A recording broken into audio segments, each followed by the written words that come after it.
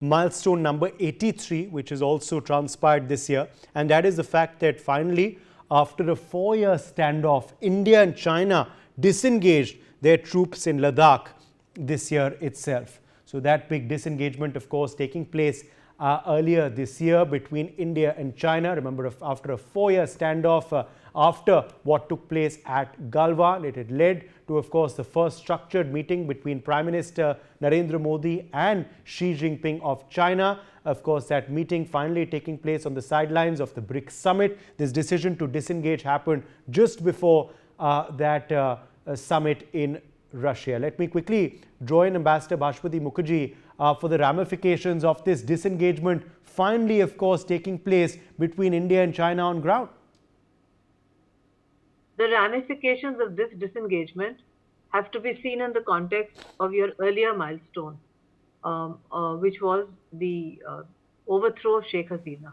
In any case, I would not call the overthrow of Sheikh Hasina and the attacks on minorities and what's happening in Bangladesh as a milestone at all.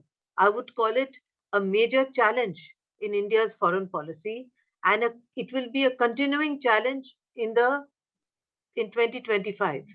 The fact that we had the milestone of the disengagement between India and China is a very fortuitous development and a milestone, certainly, because it also enables India to have some breathing space on the Sino-Indian border and, if necessary, to move more troops to its eastern border with Bangladesh and to strengthen security in the northeast, where we have a very volatile situation because the border right up to India, except for a short, maybe 10 kilometers, has almost completely fallen into the hands of rival forces to the Myanmar government.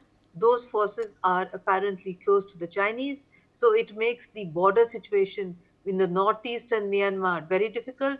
Our border situation in Dhaka with Bangladesh is very challenging, and therefore this standoff, which gives us breathing space, which enables us, if possible, to rebuild some kind of a working relationship with the Chinese, couldn't have been better timed as far as we are concerned.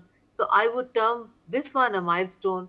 The earlier one, which you discussed with Professor Nalapat, I would describe it as one of the biggest challenges facing India now all the way up to 2025.